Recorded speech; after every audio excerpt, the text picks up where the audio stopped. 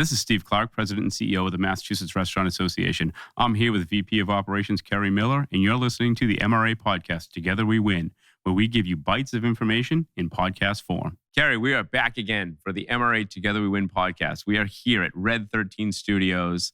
Our last couple episodes have been very successful in person. We're keeping the momentum running. We have incredible guests. We're really excited to be recording again today. Yeah, and today's a special day, right? We've got really great guests, and there's no better place to be than Red 13 any day of the year. Absolutely, absolutely. You know, the restaurant industry is so conducive to family. We often talk about all the employees in a restaurant, how it is a family, how you come together, this family meal, and you really build a tight-knit family. But today, we actually have families that have been successful in the restaurant, and it's very conducive to multi-generational. It's very conducive to siblings going into business, and we have two really good families, longtime legendary families in the hospitality industry joining us. And couldn't be more supportive of the restaurant industry and of themselves. Not only do they have great families and great legacy brands, but the things that they do back for the restaurant community is just amazing. So let's get to them. They're just sitting here watching us talk. Let's bring them in. They're used to us sitting here and watching. Absolutely. Us talk. To my right, a man and his family who need no introduction. They are so well known in Massachusetts and really across the country. It is Bobby Wong, the Wong family of the world famous Kowloon restaurant in Saugus, Massachusetts. Thank you, Bobby. Are you I've always heard these numbers thrown around. I've known that you are, at the very least, the largest independent operator in terms of seats in Massachusetts. I think it's New England. Do we know the country? I have no idea. Okay. We never even looked at it like that, and we're too busy running a restaurant than counting seats.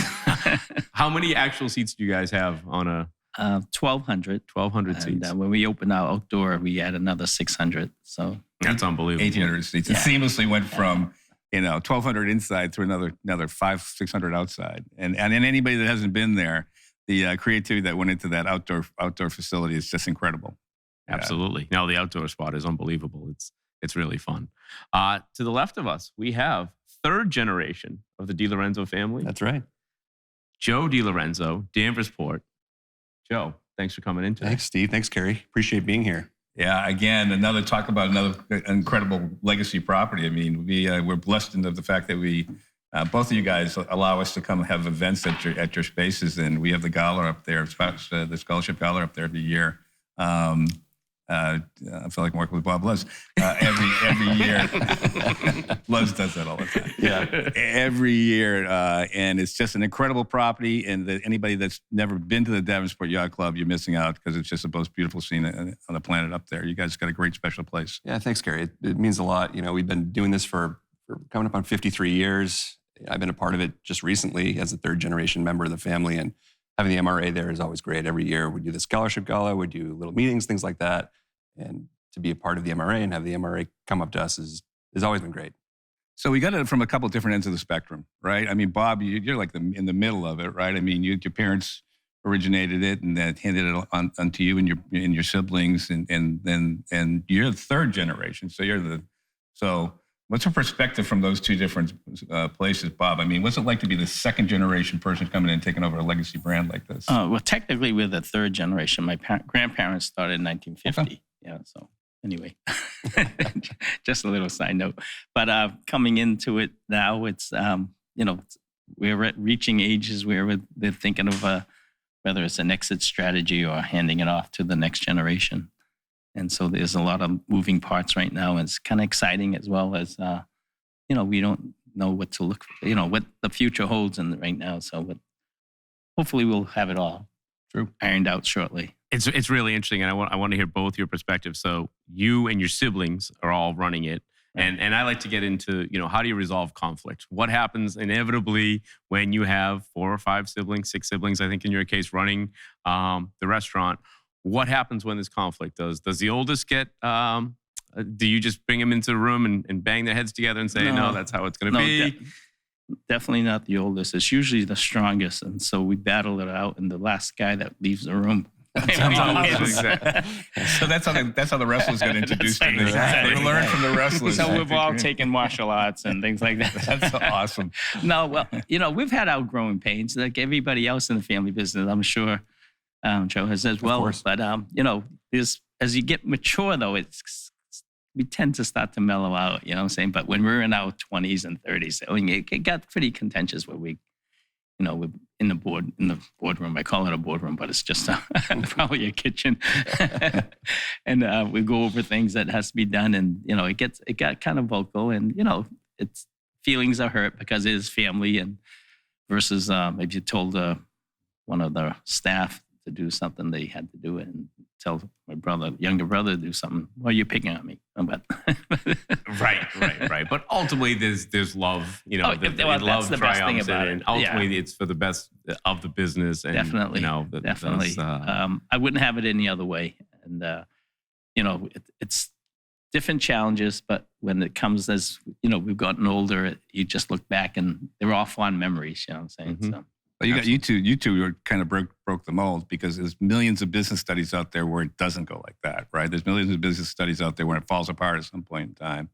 And generationally, like there's a generation that doesn't keep up. There's a generation that has too much expectations. But how do you keep it on? How do you guys keep it on rails and make sure? I think to Bobby's point is there's always contention because everybody cares. Everybody cares a lot about this business, and that's what leads to these discussions, right? In the kitchen or the boardroom, right? That's the kitchen, and for us too, or walking down a hallway having this conversation. And at the end of the day, what keeps us successful is remembering, okay, we're all in this together. We're all rowing in the same direction here. We may have different ideas on how to do it, but we all want the same end result. And when we are at work, we try to also remember that we're wearing our work hat. Like that's kind of this phrase that's been adopted at Danversport. Okay, what hat are you wearing? Are you wearing your family hat? Or are you wearing your work hat? Because I might talk to my cousin different than I talk to the bar manager or something like that. We might have different levels of expectation on what's okay and how to make this decision. So for us, it's understanding, okay, we're at work and we're all driving towards the same goal, even if we have different opinions on how to do it.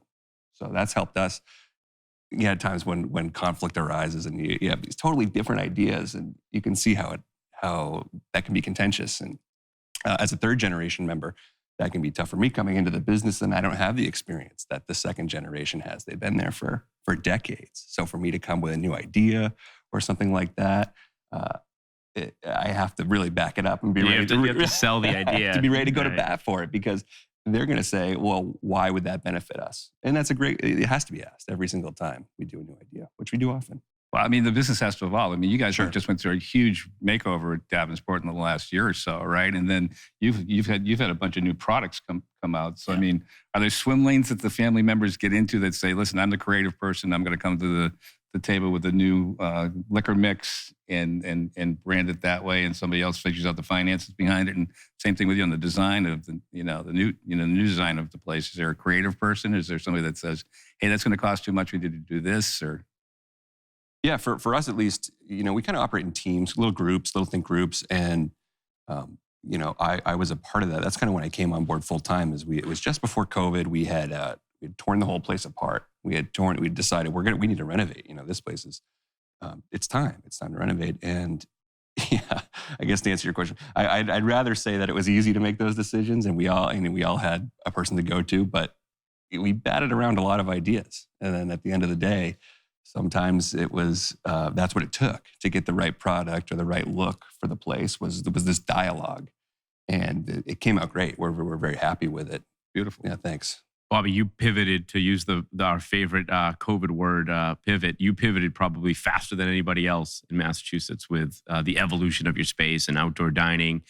You had the drive-in, and then you had the stage built and the music. And as we get away from COVID, that is not going away. You're seeing, those evolutions into the day-to-day business. What else has changed as you've seen, from when we came out of COVID to where we are now, and what's staying? What might fade away? Well, it really depends on each town. And we've been fortunate to be in a town where they've said, okay, you can keep the outdoor area, whereas some towns or cities are saying, okay, let's knock it down. We've had enough. So we've been able to work with the town, and they've been great, and as well as our neighbors, and we've kept the outdoors. And that's probably the biggest change. We never really had an outdoor area prior to COVID. And when that opened up, we took advantage of it. We had a large parking lot, so we're very fortunate. A lot of people don't have the parking space and parking lot. They were working on the street front property or something like that. So that was definitely, our biggest change. The other changes was the drink mixes. And people could have alcohol to go. We took advantage of that. And one of my great friends, Mark Drago, he's always been a family friend, but also was in the business. And he said, we should really actually bottle the mixes. And that's another line of, hopefully a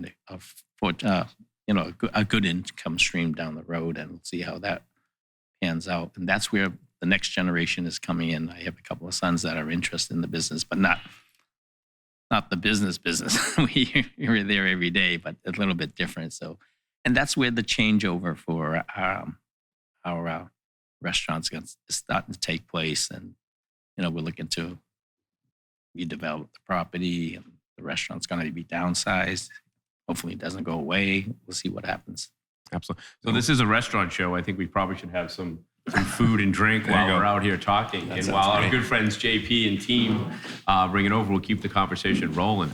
So one interesting thing about both of your operations is, you serve a number of people every single night, huge crowds coming through the Kowloon. You specialize in events of large people. How do you keep your staff motivated to that? It's a rock and roll Friday night, almost all the time, almost every night. There's staff burnout, staff fatigue. How do you build that culture, and how do you motivate that staff to continue to, churn out, high quality service with a different big crowd as often as possible? That's probably everybody's main challenge is staffing. Without a doubt. And trying to find the good staff is the key. At one time, it was like anybody that has a pulse, you're going to hire because that's what you needed to fill the spot.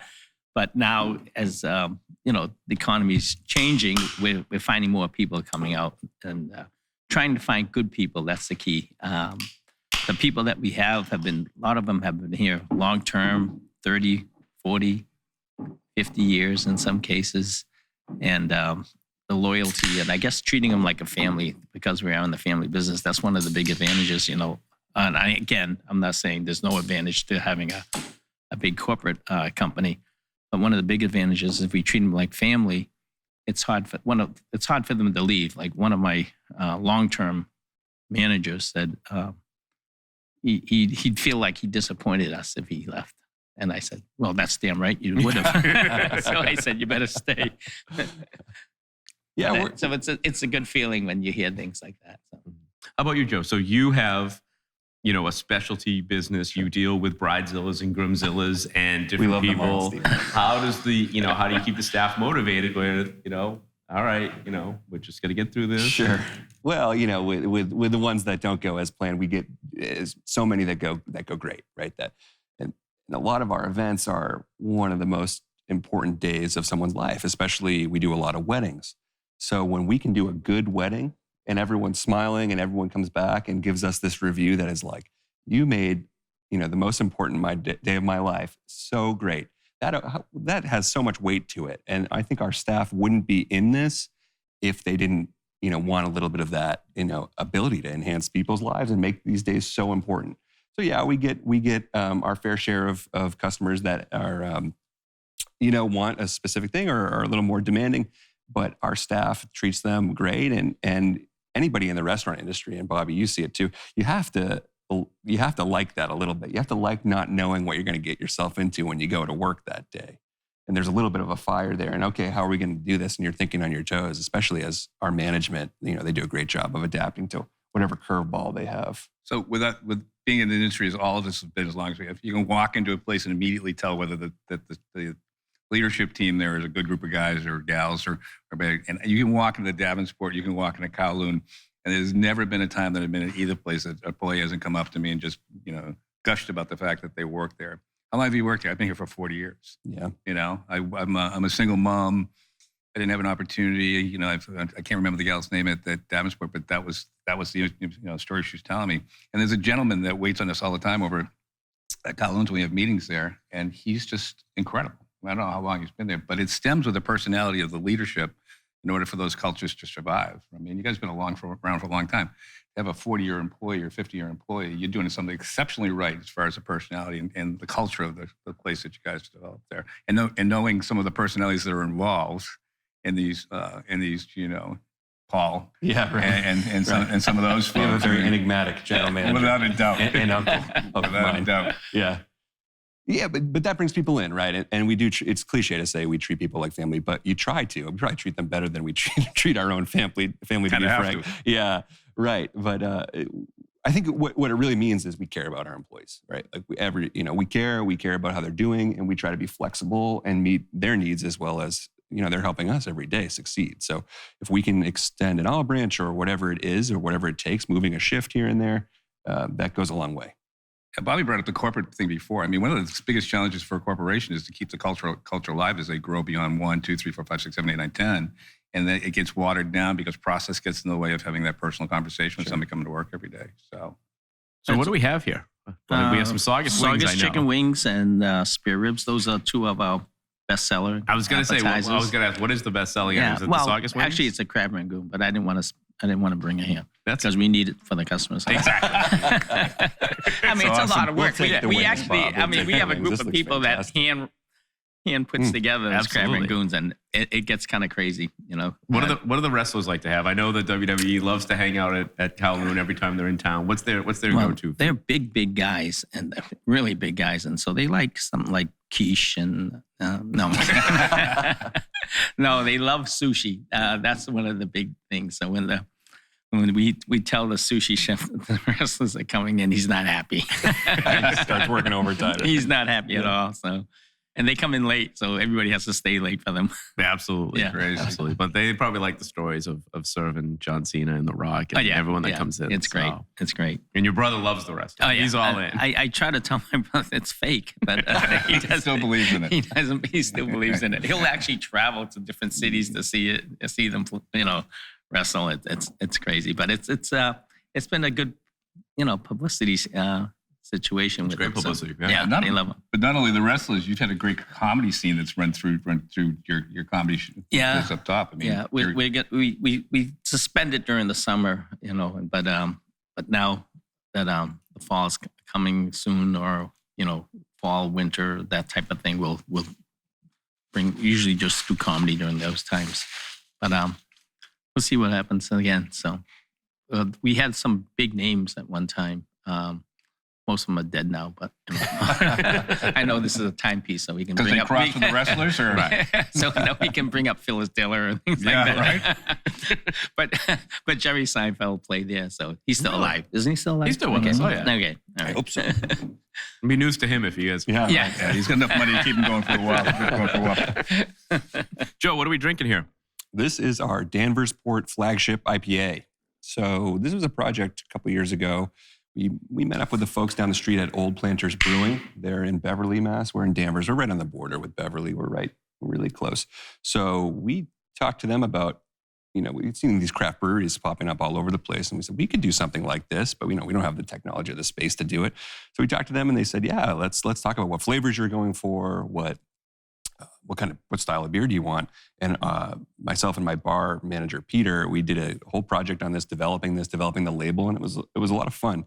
It's kind of funny. We wanted to go with an IPA, but a lot of IPAs can be something like 8-9% alcohol percentage. So at a wedding, we want to serve something a little lighter. You want people on the dance floor, but not being weighed down by a hoppy IPA. Yeah, laid down on the dance floor, up and dancing. They can have that at the bar afterwards. Sure, yeah, Right. with a little scotch or something like that.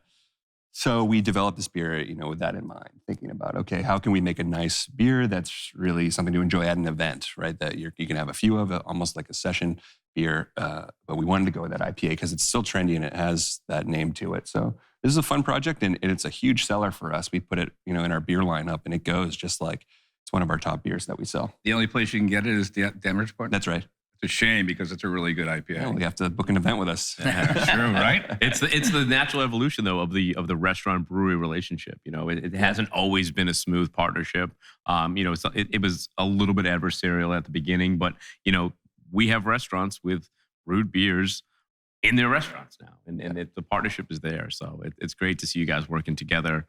Advancing the common good of hospitality. People kind of want both, right? They want to have a nice meal and a great environment and a great beer. And it's a beer, like you mentioned, you can't get it anywhere else. So if you want this beer, you've got to come to Dambersport. And, it's a great beer. And the guys at Old Planters are awesome to work with because they really are passionate about their craft and the beer that they brew. So to get to dabble in that a little bit and see, how they're doing it. And it's been a lot of fun for us and people like it. It's a great beer. Kerry's going to book a one-person wedding so he can come and just walk around the dance That's floor. the best kind of wedding right there, the one-person right. kind. So, I'm sorry, I didn't mean to, but Bob, you're doing the similar stuff with crafts. Yeah, like again, it kind of like emanated from the pandemic when we started doing mixes and selling them over the counter. We actually had one of my bartenders. He was being stuck in the back room making the mixes, and we found mason jars, and we were going to Target and Walmart and trying to buy all their jars, and it was going crazy. And so that's when we finally decided to maybe bottle it and see what happens. And it's taken off very well. We're all in the New Hampshire liquor stores and starting up in Massachusetts liquor stores. I have to give a plug to Horizon, so I'm not sure if I can do that. If you Yeah, can't, absolutely. you can cut them right out. Horizon's Okay, right. okay. Horizon is a great partner of the MRA. We would No. never cut them out. Horizon Friends of Beverage ours. has been fantastic. So they're the ones that carried it in New Hampshire and Massachusetts. So interestingly enough, we were on a tour to talk to some of the guys at Horizon, and we're walking through their science room, and we saw the Kowloon label sitting out there on some of the stuff. we actually had to do a presentation for them too, which was a lot of fun. So we did it like 3 times, and it went off well. What's the best? Is it a white rum? Is it dark rum? What's the The best? Mai Tai is the best. So we do Mai Tai, Scorpion Bowl, and white Mai Tai, and the regular Mai Tai, traditional Mai Tai, definitely is the biggest seller, like 3-1. Oh wow. Yeah. So the other two combined. So, we like to do one that's RTDs, which is ready to drink. Mhm. I guess I learned a lot of these lingo. Some of this. Everything's got an acronym. Oh yeah. So it's an RTD. So we're trying to find somebody to setting up an RTD. So if anybody's listening out there, just give us a call. Absolutely. I think we need it for some of our events. But Yeah. We're going to need some of those mixers Yeah. for sure. That would be great. Yeah. So we're trying to get into other stadiums and things like that as well. So. Just so you know, it all happened here. Yeah, exactly. Right. Exactly. I mean, just remember me when. Joe, I gotta talk about younger generation Sure. and new weddings, et cetera. How have weddings changed? In the last 5 years, in the last 10 years, TikTok is such a driver of what the youth want to do. What's happening at weddings now, where TikTok is featured? And did you have a TikTok station for weddings? What happens? Yeah, that's, Steve, you're not far from the truth there with the TikTok station. And, even from a brand and a company, we now have our own TikTok, right? That's something that 5 years It's just ago. Paulie dancing around. Yeah, right. It's just our staff, mostly Paul. You could probably find that on there. So we have our own TikTok, and we're still growing that, and exploring that space is so interesting because we have to have one. And that's where people look now to vet a brand, to vet a place for their wedding. So what we see when guests bring in their own decoration, decor for something like their own wedding, we've got the neon signs, we've got the walls of plants, of succulents, things like that. So they're kind of bringing their own spin on what they want their guests to do and how they want their wedding, because they have their own wedding and they want their own image. And that's at Dambersport, we're hosting them. So when they come in, they see these trends on TikToks, and they're things that I couldn't even think about. One common thing is you'll see this photo booth, right? That's got a camera that goes 360 degrees around it. I'm sure you've seen it before. Yeah. But we, who would have thought that would be a thing? And now it's like every wedding, we've got a space allocated for a rotating camera that gets a really cool video, but it's very shareable. It's very shareable video of a couple on that the camera's captured. So as we, we have to adapt to that, because people are coming in and they're looking for things like that, and they're looking for ideas, and to be able to say, yeah, we've done that before. It makes us modern. It makes us contemporary and current, and a place where they know that they can come and it's not this stodgy old place that isn't going to let you have any fun. Everything lives here, man. And, Yeah. and you want your memories of your wedding to live in a place you can go and see it in a click. Yeah. For sure. And what's kind of interesting, Steve, is that the decision-making group on a wedding, right, as much as we like to think it's the bride and groom, It's the mother-in-law. it's the mother-in-law, it's dad, right? Because there's a lot of people that really care about this day. So we have to appeal to everybody. We have to appeal to the young generation. We have to have the classics, menu items that mom and dad love, we're not doing 600 cuts of prime rib on a plate anymore and sending those out the door. That was part of our menu revitalization. We have to have a new menu. Sure. That's what we did 20 years ago. You do a Statler chicken and a prime rib and call it a day. And now we've got short rib and salmon and vegan and vegetarian options on all our menus. So keeping those up to date it keeps us modern. Yeah, we talk often in the restaurant industry where there's a Instagram wall or there's a Sure. dedicated place where people can go and take photos and make it happen. And it's good marketing for the restaurant or the operation. But that's what people look for now. It's not just what is the food, what is the experience. It's also where can I take a photo of myself being here, which helps us. There's not too many industries that do that. If you go out and buy shoes, you're not taking a photo at, here, I bought my shoes today. Well, maybe you do. But Yeah, if they're sneakers and they cost you $500, probably, exactly. right? Yeah, exactly. Well, want Bobby's. Kowloon Air Force Well, Ones. he's got the Air Force Ones. Right. Well, we're coming up with another one. We sold out that first one in like 2 days and 100 some odd pairs. And now we're going to team up with the Joey Fund. Oh, great. Oh, very nice. And we're going to do another sneaker very shortly. And, a lot of the money that we make will be donated to the Joey Fund. That's awesome. It's really cool. That's awesome. And it's so charitable and so philanthropic in everything you do. And it was so Kowloon's too. Those sneakers were awesome. Well, it makes us look good then. No, but actually, they're good friends. Joe O'Donnell, who started the Joey Fund, really great friend. And, about some part of my heart is with that charity. And that was one of the first charities we ever did when we had our 50th anniversary.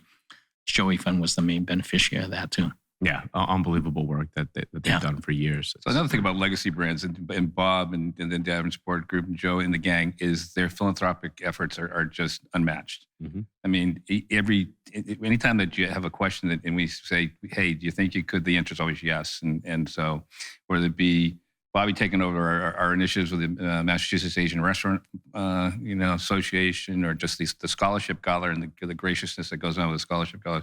I mean, I think you talk about families and legacies and stuff like that. There's got to be a purpose behind it, and both hats off to both of the families for the stuff that you do to support the industry. For Thank sure. you. Don't stop there. Keep going. Yeah. Right. Well, thank you for. And actually, it's the only two places that have hosted the scholarship gala. For years, we've been at at Danversport, and we had to pivot. Favorite word, and go outside for our scholarship gala a couple years ago, and we went to outside of Kowloon. And so, thank you both for everything you do for the association. And flop back to the Davenport this year. And we're back to Davenport, right. exactly. I never thought Bobby would be our competition, but here we go. Yeah. And he did a wedding. You know, the other day. He did a wedding. Yeah. He's cutting into your stuff, It was Joe. it was the most publicized wedding that I've ever read about in the Globe. Far better than the New York Times wedding section was the Boston Globe story on the Kowloon wedding. So, are people knocking down your door for more weddings? Is there a new world for the Kowloon? It was a great wedding because we never closed down the restaurant for any one party. And when they came up to us and wanted to close down the restaurant, I was like, well, gee, this is going to be bad because we're going to lose a lot of customers that day. We threw out a price and they covered all our costs. I said, actually, this is pretty good because my chefs are going to be so happy. Instead of serving for $3,000, they're going to serve for $250. So And they I'm were really sure the happy. curiosity factor of people getting takeout to see who the wedding was probably helped takeout business as well. Well, we cut takeout early because they were afraid because of all the publicity. We thought people were going to be coming in and kind of like trying to sneak in. So we said, okay, as a favor to them, we cut out our takeout right after 6 o'clock when the wedding started at the restaurant. So it was fine. So. I'm sure there was a lot of drive-by traffic on Route 1 as well. Yeah, Just- yeah. They had the cameras there. out, see if they could see the celebs. Well, they had a drone too. That drone video was really cool. Yeah. And I saw this guy comes in and he says, "I'm going to do a drone for the family." I said, "You're going to hit somebody because the ceiling's on the high." And I thought, always pictures drones being outside, and said, "No, I'm an expert at this." I said, "Okay." Sure enough, he was. He flew it through the dining room, and So cool. it was amazing. It was amazing. Do they do drones at weddings? They must, Yeah, all right? the time. Okay. All the time. Yeah. And probably you could probably get some real good footage of Danversport Yeah. with the water and the boats. We're lucky we have a good setting right there on the water. Yeah, it's so beautiful, when beautiful.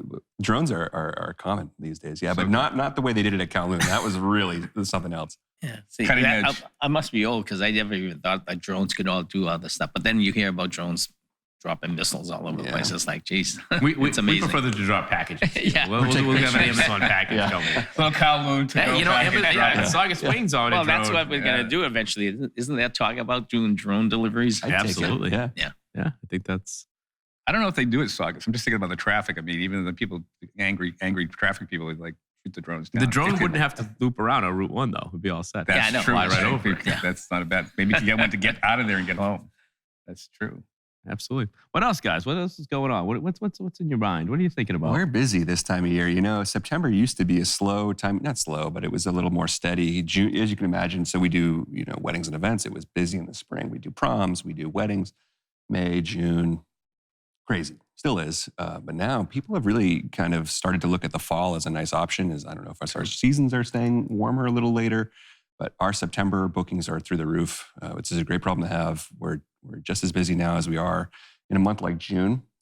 So a day like today, we've got a handful of parties going on. It's going to be busy. It's going to be fun. We just had a menu meeting. We looked at our menus for 2024, 2025. We have people booking for 2025 now. So we kind of have to put something together to show them, to say, this is what we're thinking. And we always change the menus, but to have at least something to show them as that we're thinking about it and we're already starting to think about your wedding and your wedding year, it goes a long way, I think. Think about the learned behaviors that came out of the pandemic. I mean, people would like go, oh, an event, I'll just plan that whenever because I know if I'll have a default if I can't get here. No. I mean, how many people lost weddings, did that? And now I think everybody is very specific about getting that thing on the calendar and making sure that they've got the space and the menu and the things that they want done. So, and the challenging thing from an operations perspective is you don't know where food costs and labor costs are going to take you 18 months down the road, and building out those contracts for those people. That's the challenge. And food costs, as everyone knows, have gone up, you know, historically high levels where we're seeing them. So to be able to adapt that is very challenging. We have an awesome culinary team who kind of looks at what we can cross-utilize, where can we, you know, maximize our efficiencies on our menu. And they do a great job of keeping our food costs low, but it's really hard. It's really, really challenging. And you were facing a little bit of the pork challenge now too, right? Yeah. I haven't really, other than the fact that we did a big buy on ribs because we know it's going up. So we have, my father was so smart. He actually has a container, refrigeration freezer, the size of a container that we put in the restaurant. So when we do mass buying, we just put it right in there. So Smart. That's great. Yeah. Smart. Yeah. How about we let these guys get out of here on the Sprague Energy lightning round? Oh boy. Fast action questions coming at you, keeping you honest. No, you have 2 seconds to think about the answer. Oh my gosh. All right.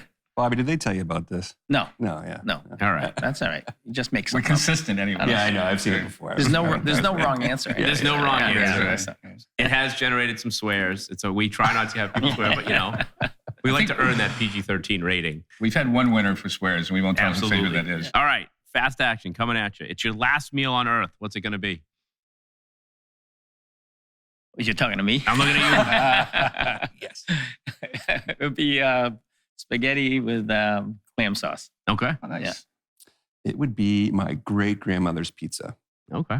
Yeah, homemade. She made it, cut it in the squares, her style. You can't beat it. Awesome. Like your grandmother's food is the best food Yeah. anyway. And then pizza, you can't beat pizza. So. That sounds like an Italian grandmother. The Irish grandmother. don't I have know. an You Italian order it grandmother out. too. That's why I said spaghetti with There we clam go. sauce. Exactly. There you go. Italian pizza. Yeah. What's your ideal vacation spot?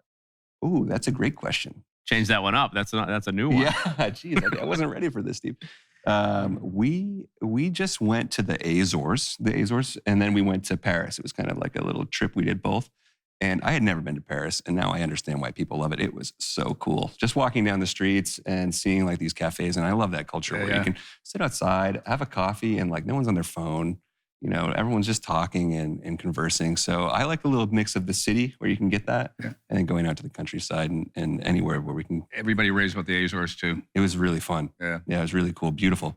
Yeah. Bobby, what's your ideal vacation spot? I think it's probably be Aruba. I haven't been there for a little while because that was my favorite place for my mother and father, and all the siblings would take turns going down to visit them. I mean, they did it. They didn't do it very often. It was towards the end, but when they did do it, they would stay there for like 2 months, and then each of the siblings would take a couple of weeks, then head down there. Cool. And that was their favorite place. So that's probably my ideal place. Nice. Who has inspired you the most? Oh my goodness. So my grandfather is an inspiration to our family, and this is a family business episode. We have to talk about it. Absolutely. He was an entrepreneur. He worked in sheet metal. He was not a restaurateur. he even did some real estate development before he saw this kind of piece of land where Danversport is. It was nothing. It was just a marsh and some dirt. And he saw that and said, we can make this something. And I really try to embody that. We all do. You can't match it, right? And so he's an example that we all try to live by. And this is a little funny, but the Wong family has done such a good job at running their brand that when I think of brands and families that I want to be like, that's one right across the table. So thanks, Bobby, for being an inspiration. I'm 100% serious. Same to you. Yeah. When I think of having a boat, I always think of you guys. We'll But take I you don't out have a anytime. boat. We go fishing. Yeah.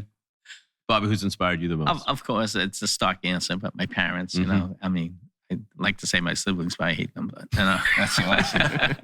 no, but definitely my parents, because they grew a restaurant from 40 seats to 1,200, and I was a kid and I didn't know what was going on. You didn't take. You just put your head down and do what they asked. Well, right? even before that, I remember visiting the restaurant one time, and when they did one of the additions, they did like 5 additions, and the fountains were there, and I was looking at the fountains and turned to my mother and father, who owns this place? And they said, we do. And I couldn't fathom that because this was like Disney World back then, you know what I'm saying? So definitely the most inspirational to me. And the fact that they made me work the rest of my life in the restaurant business. So, They introduced you to a passion. that right. you had for the No, rest of your life. they introduced me to a life term, a life sentence. Well, we're lucky for them. I'll say that. right. That's Yeah, right. right. Exactly. If you're drinking something, what are you drinking? Coca-Cola. If you're drinking something. How about one of these beers? Danversport flagship It's IPA. not bad. Once in a while, Yeah. they'll let me take one. You like home. to have Yeah. one? Yeah. I said it was Danversport only that you could get No, these, but sometimes mine. No, I got to say Pepsi, Coca Pepsi. Yeah.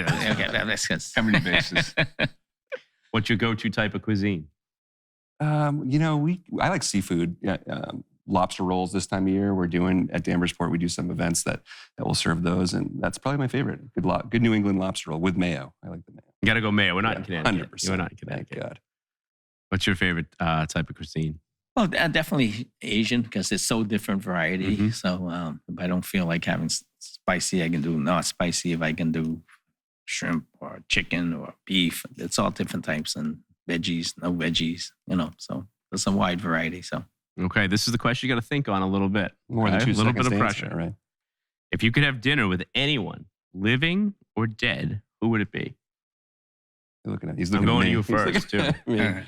I just read a biography about Dave Grohl from the Foo Fighters, and it's one of my favorite bands. And he's got this passion. I happened to see them at Boston Calling recently too. So he's alive, and he's the lead singer of this band. And he's got this energy he brings to the stage. And if I can continue to do that like he does, I'd just like to talk to him for a little bit. He tells unbelievable stories, Oh, too, my of just all the goodness. places he's played with and the people he's played with. That's a good answer. He's been doing this I like since he was a kid. So Yeah. yeah. that.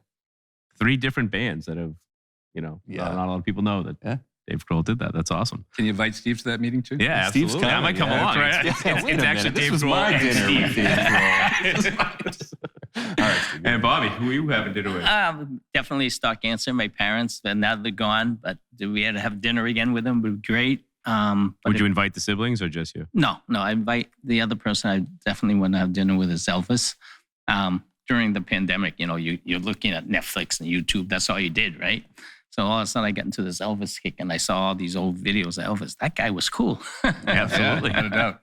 So that tells me my age. So. That's Steve will perfect. be there. That's- Yeah. I could come to that one too if you want. I don't know as much about Elvis as Dave Grohl, but I could come. But the skinny Elvis. Yeah, exactly. Exactly. Peanut butter Elvis. So, all right. Bobby Wong, Kowloon, Joe DiLorenzo, Danversport. Guys, thank you very much for coming in. This was a fun episode. Thank you. Thanks, guys. guys. Thank Appreciate you. it. Thank you Yeah. very much. Awesome. All right. Good job, boys. Steve, with marketing being one of the Achilles heels for restaurateurs, who's our go-to for marketing, public relations, and social media? That's going to be our great friends at IUC, Image Unlimited Communications. Maddie, where can we find you? You can find us on socials at IUC Boston. Or also on web, iucboston.com. Thanks, Lily. Yeah. IUC. Woo. Follow us.